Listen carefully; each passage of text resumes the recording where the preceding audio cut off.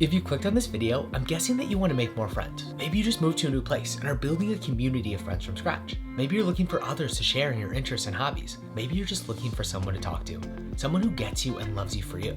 I get it. Making and keeping friends, especially as an adult, isn't easy.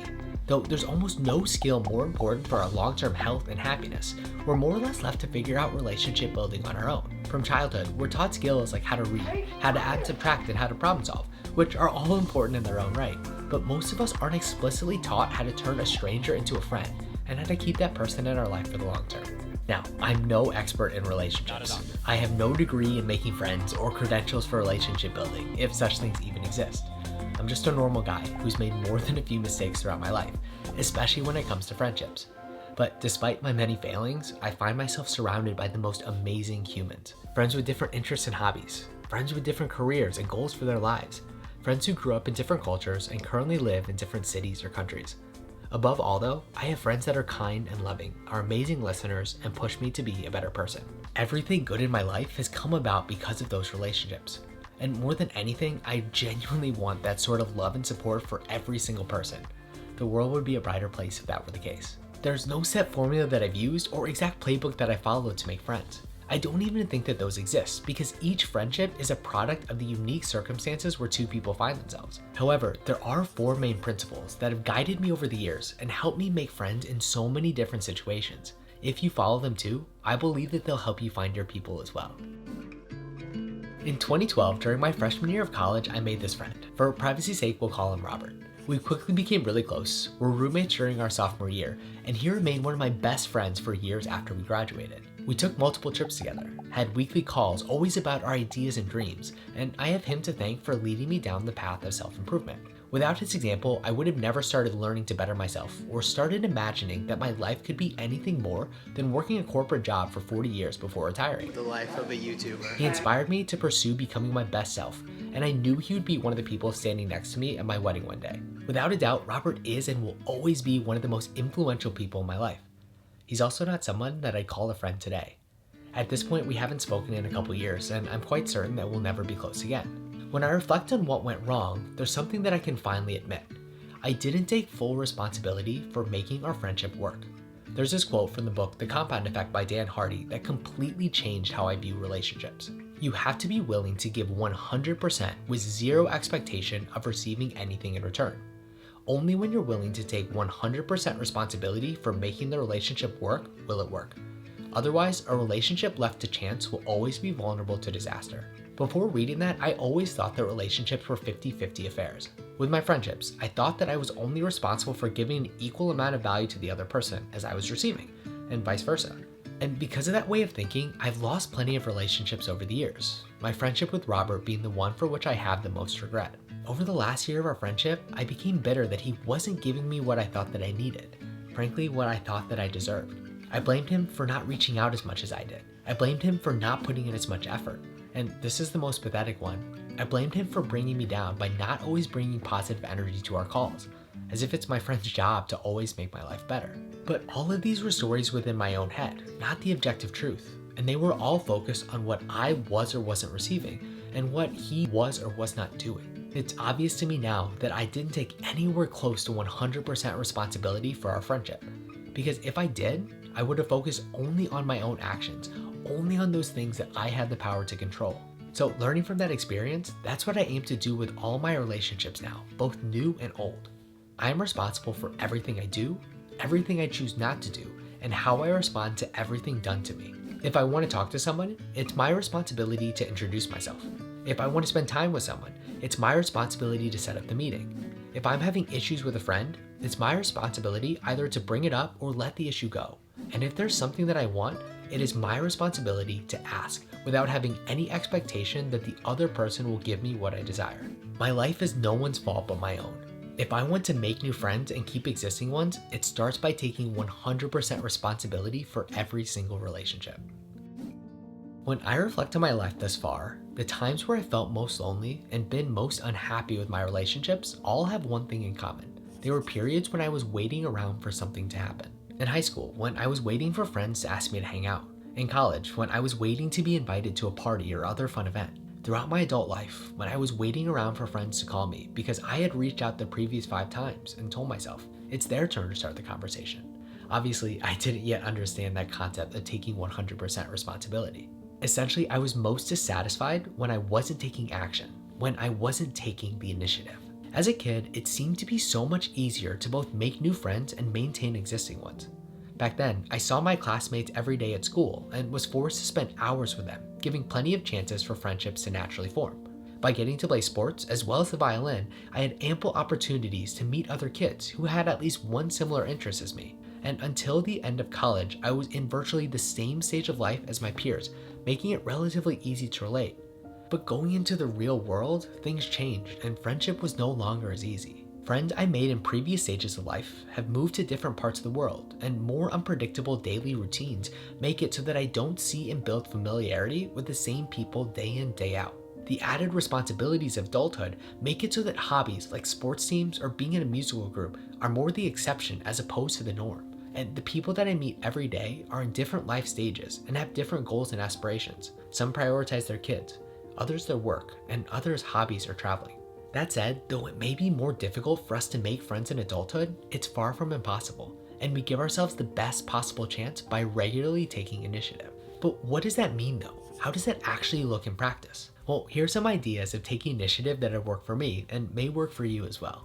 If your goal is to make friends, join a class or group, whether in person or virtual. In the same way that regular contact breeds friendship for kids at school, joining a regularly scheduled course or group has helped me meet new people. Also, since these were for topics in which I was already interested, I knew I'd already have some common ground with people that I'd meet there. People I met in workouts also have an interest in health and well-being.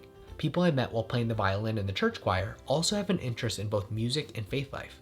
People I met in the part-time YouTuber Academy also have an interest in creating YouTube videos. Using that initial common ground helped ease the sometimes awkward first interactions and has led to some incredible friendships.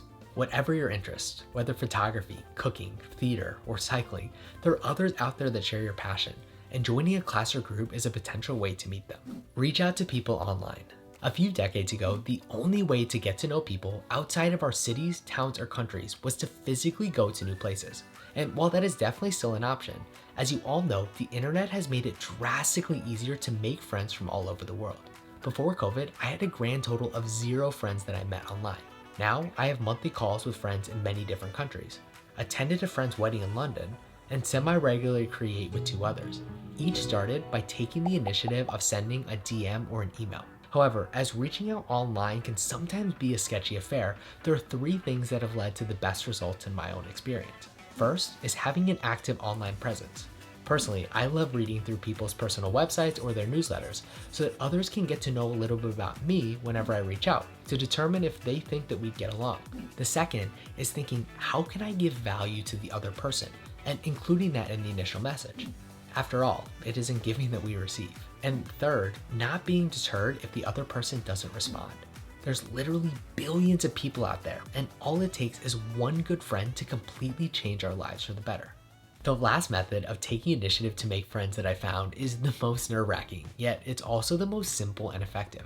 Simply introducing myself and starting a conversation. Kicking off with, "Hi, my name is Matt," and asking a random question has been the start of more than a few friendships.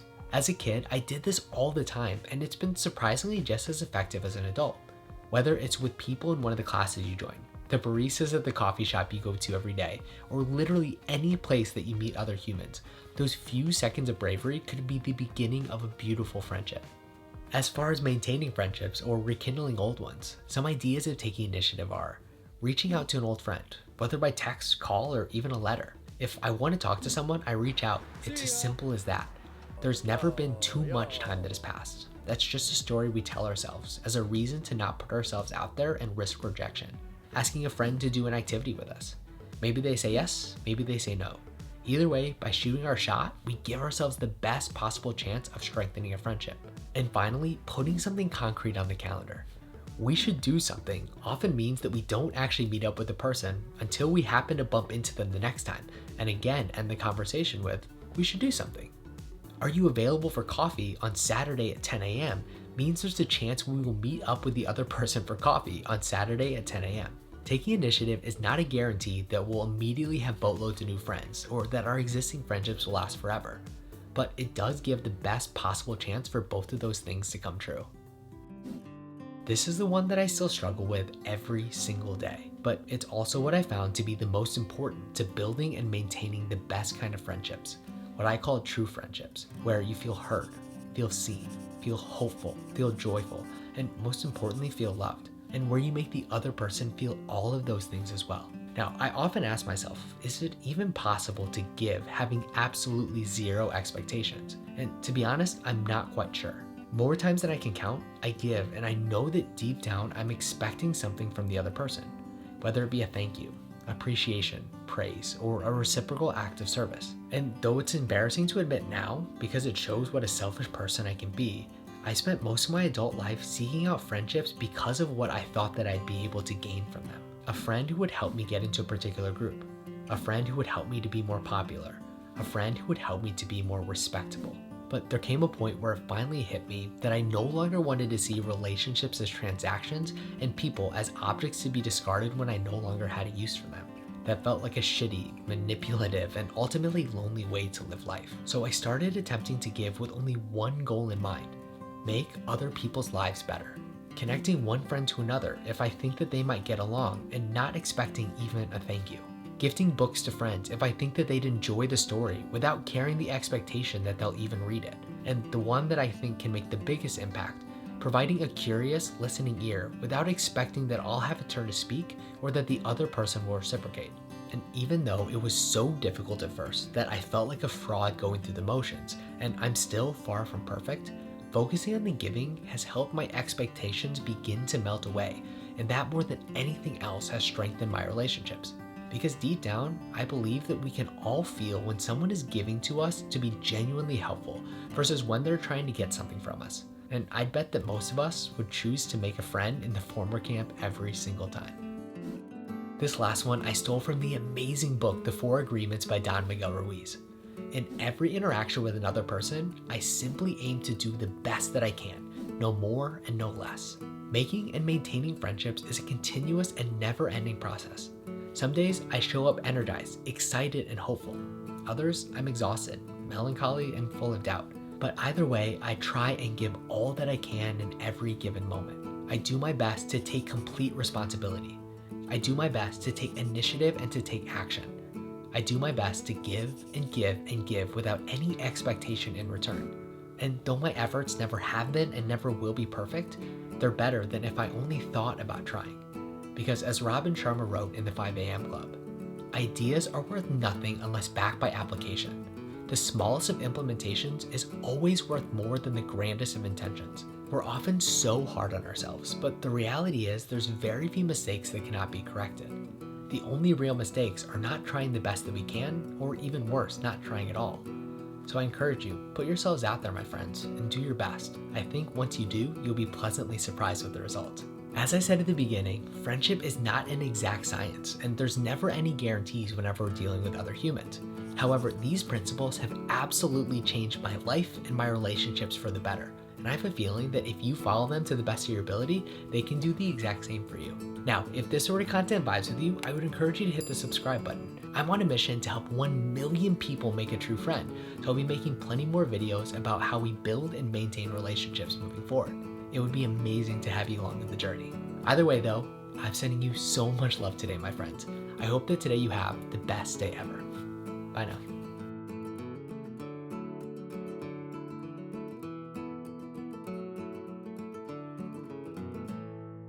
That's a wrap.